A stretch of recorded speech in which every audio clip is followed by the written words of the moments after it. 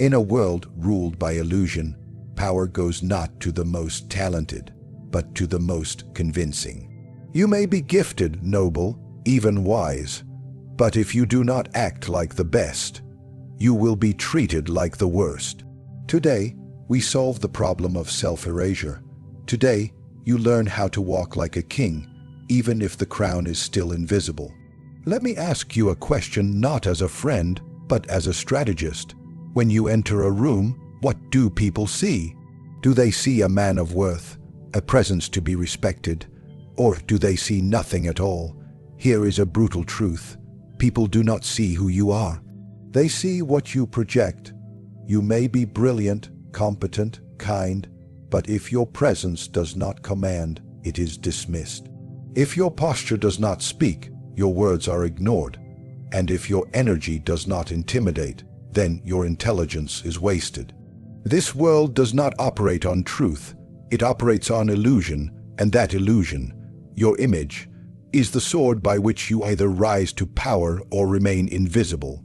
The man who understands this does not beg for respect, he assumes it. He does not enter a room hoping to be liked. He enters as if he owns the air others breathe, and most tragically, even if he does not deserve this confidence, he is given it. That's the disease of perception. It is not fair. It does not reward virtue. It rewards theater. You've seen it, haven't you? The mediocre man who walks like a king, the loud fool who becomes a leader, the charming fraud who wins loyalty. And meanwhile, the quiet genius sits in the corner, waiting to be noticed, assuming the world is just. It is not.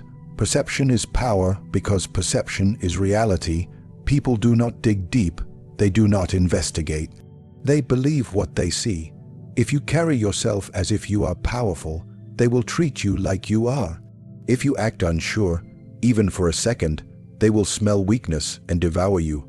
Power is not just earned, it is performed. The man who walks slowly, speaks selectively, and holds eye contact without fear. He is mistaken for a master, even if he is nothing more than an apprentice. Why? Because we instinctively follow the cues of dominance. We are wired for it. We're still animals, cloaked in suits and screens, pretending we're rational. You may think, but what if I fake it? What if I'm not truly confident? And I say good. That's how every empire starts. The act is the beginning of the transformation. When you carry yourself as if you are the best, when you move like the leader, when you speak like the man who cannot be challenged, people respond, not to your truth, but to your performance. And with each response, your illusion becomes real. The greatest men in history understood this. Julius Caesar didn't just conquer Gaul. He looked like a man who was destined to rule Rome. Napoleon wasn't tall, but he stood like a giant. Even Machiavelli himself, he was not noble by birth, but when he wrote, kings listened. Why? Because he wrote with the voice of command. So when you enter a room, stop shrinking. When you speak, do not soften your words. When you look at others, do not look up at them. Look through them. There are rules of dominance embedded in the human psyche, and those who know them play the game from the shadows. Those who don't become pawns. The lie you present, if done well, becomes a truth over time. People will begin to repeat it. They'll say, he's sharp, he's decisive, he must know something we don't. And they'll treat you better than you deserve, until, eventually, you do deserve it. You are what you project. That is the cruel law of perception. And if you reject this law, if you insist on being authentic, if you demand that people see your inner goodness, your quiet nobility, your humble intentions, you will be ignored, maneuvered, and ruled over by those who never even learned what you know, because they learned something more powerful, not how to be, but how to appear, not how to earn, but how to command, not how to wait for the crown, but how to wear it before it's ever offered. And so you must learn the game, not tomorrow, not when you feel ready. Now, do you want me to continue with keynote 2? Confidence is a weapon in this same style next. There is a reason the world bows to the confident man even when he has nothing to offer, because confidence is not a trait. It is a weapon, and in the war for power, those who know how to wield it win, while the hesitant, the uncertain, the too thoughtful are quietly erased from history. People don't follow competence, they follow certainty. The man who speaks with confidence even when he is wrong will almost always defeat the man who hesitates even when he is right. Understand what that means? It means you can be less qualified, less intelligent, less skilled, but if you carry yourself with ruthless self-belief, the crowd will follow you. And the frightening part, the crowd will defend you. They will justify your mistakes. They will rewrite the story to protect their belief in your superiority. Because once someone accepts that you are strong, they will fight to preserve that illusion for their own psychological stability. Confidence is a kind of hypnosis. When it is absolute, it overrides logic. That is why so many great deceivers rise to power. That is why those who have nothing but ego often lead, while the gifted serve in silence. You've seen it. The overconfident fool who walks into every room like he owns it. He gets the attention, he gets the deal. He gets the respect you earned but never claimed, and you wonder why. You wonder why you keep losing to weaker men. It's because they don't wait to be validated. They validate themselves, and everyone else adapts to the illusion. Confidence should be every BAISE is D on FACT that it must be grounded in reality. That you'll act confident after you've earned the right, but that's not how power works. Power does not reward those who wait. It rewards those who assume. When you hesitate, people don't think you're cautious, they think you're weak. When you doubt yourself, people don't admire your humility, they sense you are prey. And when you defer, apologize, or shrink yourself to avoid offense, they won't respect your courtesy. They'll test your boundaries until there is nothing left of you. Confidence is a signal. It says, I am dominant, I do not fear consequences, I belong above you. And that signal, when broadcast with enough conviction, triggers submission in those who receive it. The human animal is wired to submit to strength. Not actual strength, but the appearance of it. And nothing appears stronger than unshakable confidence. You must start to see confidence the way a general sees a sword. It is not decorative. It is not ornamental. It is a tactical tool for conquest. Without it, you lose battles before they begin. With it, you win battles you had no business fighting. And no, confidence is not about being loud. It's about presence. It's not about arrogance, it's about certainty. It's about walking into a situation already convinced of the outcome and making others believe it too. When you speak, speak like a man whose word is law. When you move, move as if the floor itself owes you tribute. When you make eye contact, never look away first. These are not games, these are rituals of psychological warfare. Because every encounter is a negotiation of status, and if you don't assert your position, someone else will assert it for you. And you will not like where they place you. Let others waste time proving themselves. You act as if you have nothing to prove. Because you don't, not if you carry yourself correctly. The illusion will do the heavy lifting. The posture will sell the image, and the image will become the truth. The battlefield is not fair, but it is predictable. People want to follow someone who seems to know where he's going. They want to be near certainty. They want to feel secure in someone else's belief. And if no one else is offering that certainty, you must. Even if you're unsure, even if you're scared, even if you're improvising every single moment, you do not show that. You never show that, because the moment you do, the spell is broken and the wolves begin to circle. Let me give you a secret most men never learn. The world doesn't know the truth about you, and what's worse, it doesn't care. It knows what you show it, it believes what you repeat, it accepts what you insist upon until it becomes law. Reputation is not born from fact. It is born from repetition, from performance, from the relentless discipline of presenting a version of yourself so consistently that others have no choice but to believe it. If you don't tell the world who you are, someone else will, and I promise you, they will define you to suit their story, not yours. This is the game every powerful man plays. He crafts a story, he controls the image, he tells the world who he is before the world decides for itself. And once that image is set, it's nearly impossible to undo, because most people are mentally lazy. They don't investigate. They don't analyze. They assume. And so, the world you move through, this society, these networks, these circles of power, they are not evaluating your essence. They are responding to your branding.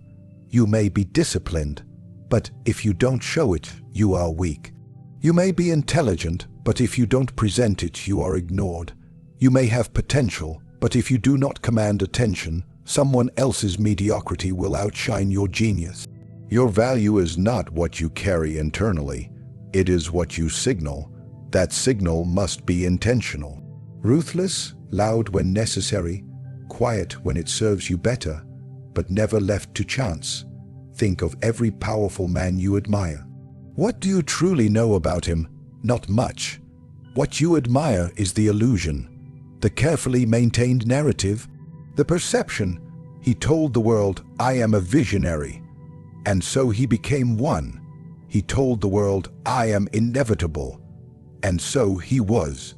He told the world, "I am untouchable," and whether he was or not, no one dared to test it. This is not deception. It's design. You do not have to lie, but you do have to edit. Acts of danger yourself that serve no strategic value. You have to amplify the traits that command respect, and you must repeat your image until it sinks into the minds of everyone who meets you. And never give the world the full picture. Give them the version that secures your position. The politician smiles. The general stands tall. The king never flinches. It is theater, but theater backed by intent, and that theater makes laws, moves armies, and shapes history. You must learn to craft your myth. You must build a character so clear, so sharp, so unmistakably dominant that others conform around you. And you must never betray the myth, because if you do, they will remember your weakness forever.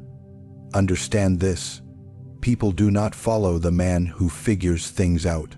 They follow the man who already acts like he knows. They do not serve the man who doubts himself, even if that doubt is wise. They serve the man who speaks with conviction, even if he's wrong. And they do not fear the man who shows vulnerability too soon. They fear the man who reveals nothing and lets others imagine what he's capable of. That is power, letting others fill in the blanks with fear or ambition while you say very little. But here's the trap. Most men try to earn recognition before declaring themselves. They wait for evidence, for confirmation, for permission. But power does not recognize humility. It rewards those who claim their space before anyone offers it. You don't wait to be seen as the best. You tell the world you are. You move like you are. You train your body, your tone, your energy to say it before your words do. And when people begin to repeat it, when they say, "He's sharp, he's different, he's a leader," they are no longer describing you. They are repeating what you taught them to believe. This is the cruel reality. You are not fighting to be your best self. You are fighting to be perceived as the best version of yourself. And those who understand this game early dominate. Because the world is not waiting for the truth. It is waiting for certainty. And certainty, repeated enough times, becomes history. There is one law above all others, one force so subtle, so silent, and yet so absolute that it shapes the lives of kings and beggars alike. Assumption, not luck, not skill, not even intelligence. Assumption, the man who assumes he is powerful begins to act as if he is. The man who assumes he is irrelevant begins to fade. And here's the brutal truth: the world will treat you exactly the way you believe it should. Because you do not become what is true, you become what you accept. Every action you take, how you walk, how you speak, how you engage, radiates from a core assumption. And that assumption writes your destiny. The man who assumes he is beneath others enters every room asking for permission to exist. He looks down, he apologizes for taking up space, he speaks carefully so as not to offend, and what does the world see? They see someone who should be overlooked. They mirror his own beliefs, not because it is true, but because he broadcasts it. His posture tells them, I am not a threat. His silence tells them, you are above me. His doubt becomes a signal, and the world believes him. And so he is trampled, not because others are cruel, but because he allowed it through his own assumption. But then there is another kind of man. He assumes he is the most dangerous thing in the room. He assumes his ideas matter.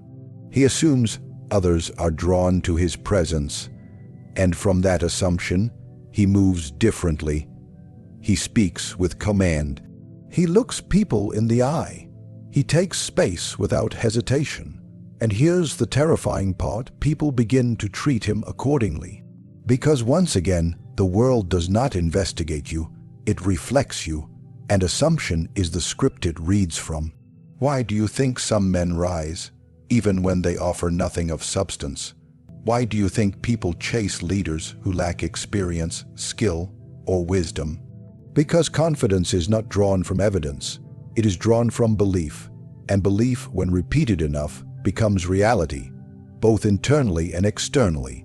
You must ask yourself right now, what assumptions are you carrying? Do you assume people are not interested in what you have to say? Do you assume you are not worthy of commanding attention? Do you assume you must wait your turn, earn the right, stay in your place? These thoughts do not sit quietly in the background. They lead you, they define you, they shackle you. And worst of all, they are self-fulfilling.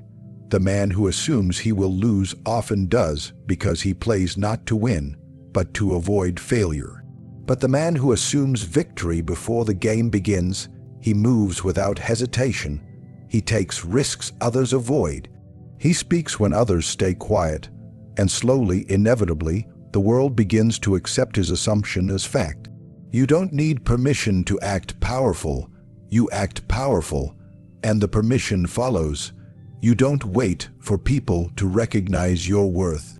You behave as if your worth is already understood, and the key is not arrogance, it is conviction. Conviction in your right to be heard. Conviction in your presence, conviction in your destiny, regardless of where you are today. This is the difference between the ruler and the ruled. The ruler doesn't wait for evidence. He decides who he is, and the world responds. Your identity is not waiting to be discovered. It is waiting to be declared. Every time you walk into a room, every time you speak, every time you hesitate or stand tall, you are sending a message. And that message comes directly from your assumptions. So the question becomes, what are you assuming right now?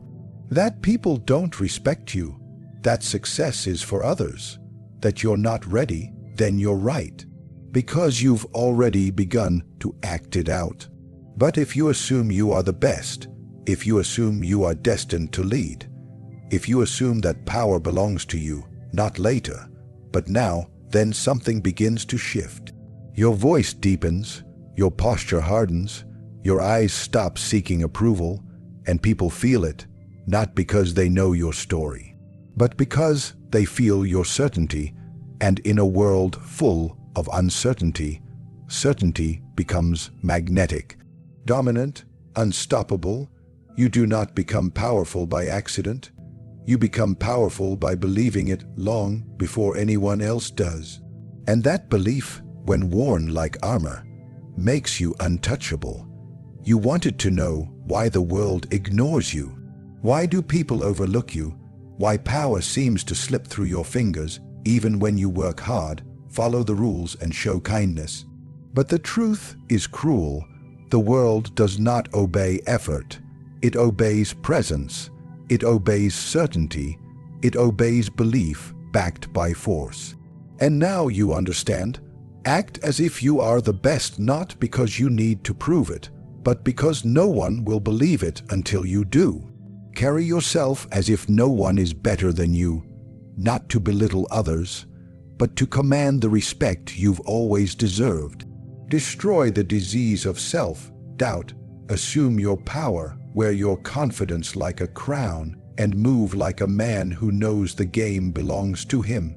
Because once you stop asking for permission, once you stop apologizing for existing, once you stop waiting to become enough, that's when the world begins to kneel.